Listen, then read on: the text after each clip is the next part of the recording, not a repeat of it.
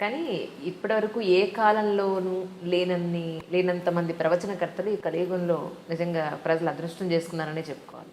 ఎందుకంటే చేసేది మంచా చెడ, లేకపోతే అసలు ఏం జరుగుతోంది, ఎలా ఉంటే మంచిది అనేది మీలాంటి వాళ్ళందరి వల్ల కూడా చాలా మేలు నిజంగా. అంటే ఒకట్లేండి, కొంతమంది మరీ మూర్ఖంగా చెప్పి మరీ మూర్ఖంగా బిహేవ్ చేసేవాళ్ళు కొంతమంది విధానాల్లో తేడాలు ఉంటాయమ్మా. కానీ ఒక మేలు జరుగుతున్నది ఏమిటంటే అందరి వల్లను. అసలు ఈ ఈ మధ్య 10 ఏళ్ళుగా మనం జరుపుకుంటున్న పండుగలు ఇదివరకు మనం జరుపుకోలేదు. గుళ్ళల్లో ఈ మధ్య 10 ఏళ్ళుగా ఉన్న ఉత్సవాలు ఇదివరకు జరగలేదు. ప్రధానంగా యువతరంలో గుళ్ళోకి వెళ్ళి తీరాలనే ఆలోచన రావడానికి నా సాటి ప్రవచనకర్తలు షణ్ముఖ శర్మ గారు, చాగంటి కోటేశ్వరరావు గారు లాంటి వాళ్ళు నిజంగా కారణం. నేను దండం పెట్టాను. అసలు ఆలోచన ముందు వెళ్ళ తీరాలి. గుళ్ళోకి వెళ్ళడం తప్పనిసరి. నిత్య విధుల్లో గుళ్ళోకి వెళ్ళడం ఒకటి, నిత్య జీవిత చర్యల్లో గుళ్ళోకి వెళ్ళడం ఒకటి. ఆ భావం కలిగిందా లేదా? అది క్రమంగా చైతన్య మార్గంలోకి, జ్ఞాన మార్గంలోకి వెళ్ళడం అనేది ముందు తెలుసుకుంటే కదా వెళ్ళేది. నా తాపత్రయం వల్ల ఏమిటంటే ఈ కర్మకాండ ఉన్న విషయం ఉంది. మనం అనుకునేది ఈ గుళ్ళు, గోపురాలు, తీర్థాలు, యాత్రలు, యజ్ఞాలు, ఇది 2 వైపులా పదునున్న కత్తి. తీసుకెడితే మనిషిని యోగ వాసిష్టంలోకి, జ్ఞాన మార్గంలోకి తీసుకెడుతుంది. లేదు, ముంచేస్తుంది. అక్కడ పిచ్చి నమ్మకాలు పడిపోతాడు. వెళ్ళడం మంచిదే, కానీ ఎప్పుడైనా వెళ్ళలేకపోతే అయ్యో వెళ్ళలేకపోయాను బెంగట్టుకోక్కర్లేదు. పైగా ఏమిటంటే సోమవారం శివుడు గుడిని, ఆంజనేయ స్వామి, మంగళవారం ఆంజనేయ స్వామి టైం టేబుల్ పెట్టేసరికి మంగళవారం పొరపాటు శివుడి గుడిలో కడితే ఏమన్నా అవుతుందేమో అన్న బెంగ. ఇదే మీరు అనుకునే మూర్ఖత్వం. ఇవి పెరిగిపోతాయి సహజంగా. అంటే ప్రవచనకర్తలు ఎవరైనా, నేనైనా వారైనా జాగ్రత్త తీసుకోవాల్సింది, మనం ఇది చెబుతున్నది వారు ఒక క్రమశిక్షణతో ఒక పద్ధతిలో ఉండడానికి, కానీ ఇదే అంతిమ లక్ష్యం కాదు. గుడి అనేది ఒక శిక్షణ కేంద్రం. మనం భగవంతుడికి ప్రత్యేకంగా అక్కడ విగ్రహాన్ని ఏర్పాటు చేసి, అది ఎంతైనా అది విగ్రహం. ఆ విగ్రహం దెబ్బతినకుండా చూడాలి. కానీ ఇంకా చెంబుడు పాలు పోస్తే ఒక పాలం, బిందెడు పాలు పోస్తే ఒక పాలం చెబితే అందరూ బిందే పోస్తారు. 1000 బిందెలు పోస్తే శివుడు ఏమవుతాడు? నా తాపత్రయం అలా.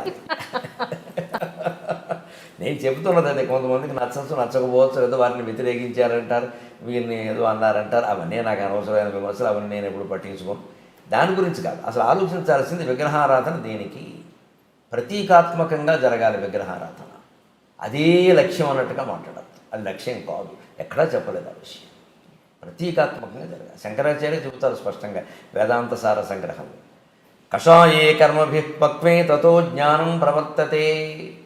ఆయుర్వేద వైద్యులు కషాయాన్ని తయారు చేస్తుంటే ఈ తెడ్డు పెట్టి తిప్పుతూ ఎప్పటికప్పుడు పాకం చూసుకుంటాడు. పాకం సరిగ్గా ఉందా లేదా, పాకం సరిగ్గా ఉందా.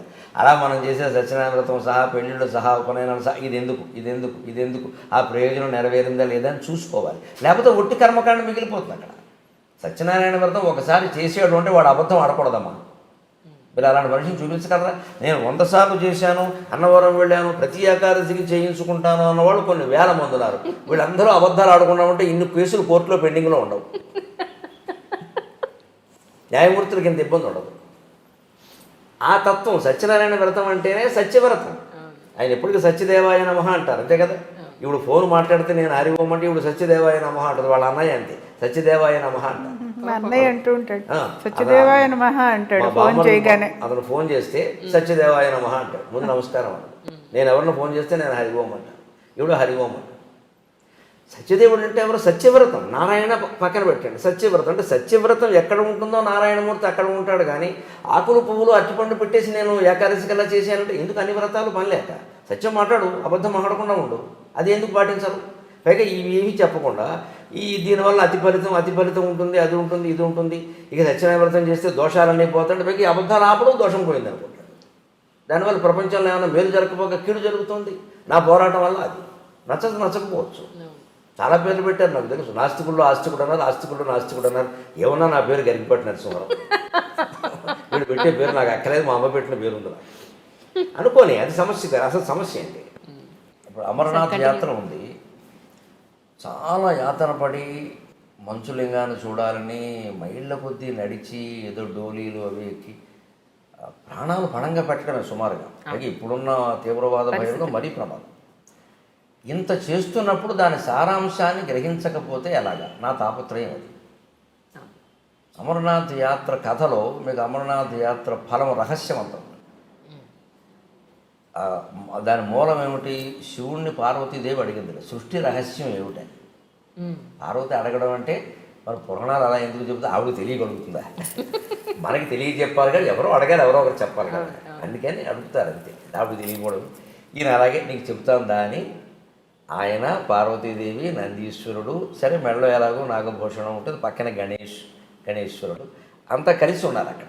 కొద్ది దూరం ముందుకు వెళుతాను, నేను చెప్తాందా తీసుకు. ఆ యాత్ర కథ అలా నడుస్తుందండి.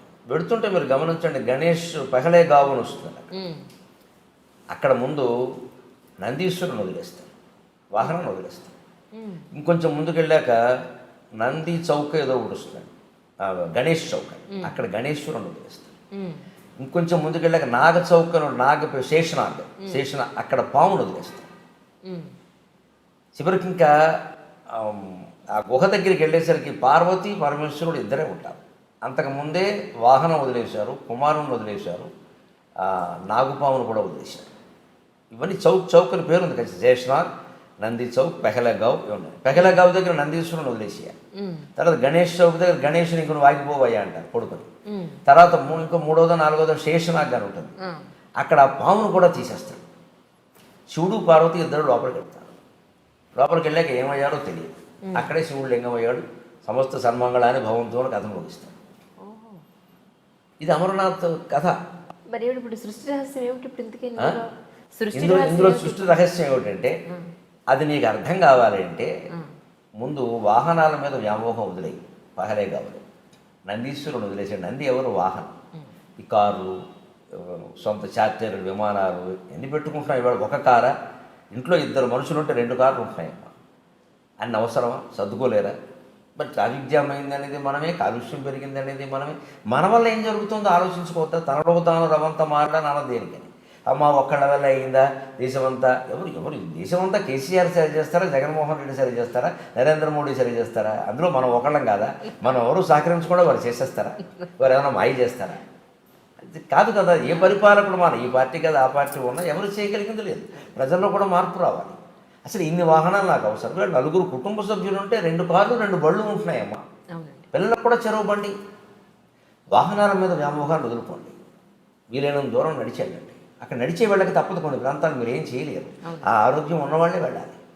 ఇంకొంచెం వెళ్ళాక గణేశ్వరుని వదిలేశాడు. సంతానం మీద వ్యామోహం వదులుకోండి. ఇంకా మా అబ్బాయి ఎలా ఉన్నాడు, కోళ్ళు ఎలా ఉంది, ఏమిటో కోడలు నీళ్ళు లోసుకోలేదు, అత్తగారి కంగారు ఏమిటమ్మా నాకు అర్థం కాదు. కందకలేని దురద కత్తిపెట్టకని. దీనికి ఇది అహంకారం తప్పితే ఏం లేదు. ఇది అహంకారం అంటే గర్వం కాదు. నా వంశం, ఈ కోళ్ళు వచ్చాక నా వంశం, ఇప్పుడు ఈ ఏమైనా సూర్యవంశమో చంద్రవంశమో పెరగకపోతే నష్టం ఏంటి? ఇలా ఆలోచించరు మనుషులు. మా వంశం, ఈ అమ్మాయి సంతానాన్ని కన్నంత మాత్రం ఆడాలని ఆక్షేపించాలమ్మా, నాకు అది కూడా ఉండదు దానికేనా అన్నారు. ఏమిటట? అదేమైనా సిద్ధాంతమా, రూలా? కొందరు కలగరమ్మా. పైగా చాలా చోట్ల కలగకపోవడానికి మన ధర్మశాస్త్రం కూడా చెప్పిన ప్రకారం పురుషులు కారణం ఉండు బాబు. స్త్రీలను ఎందుకు అంటున్నారు నాకు తెలియదు. మన మాస్టర్ సివివి గారిది యోగ దర్శనం ఉంది. ఆ పుస్తకం ఎప్పుడో 10-12 ఏళ్ల క్రితం చదివాను. బాబు ఇదే రహస్యం అనుకో. పుట్టబోయే జీవుడు, మనకి సైన్స్ అలా అట్టి పెట్టండి కాసేపు. మన ధర్మశాస్త్రం ప్రకారం పుట్టబోయే జీవుడు తండ్రి నెత్తి మీద 3 నెలల పాటు తిరుగుతూ ఉంటాడు వీడి శరీరంలో ప్రవేశించడానికి.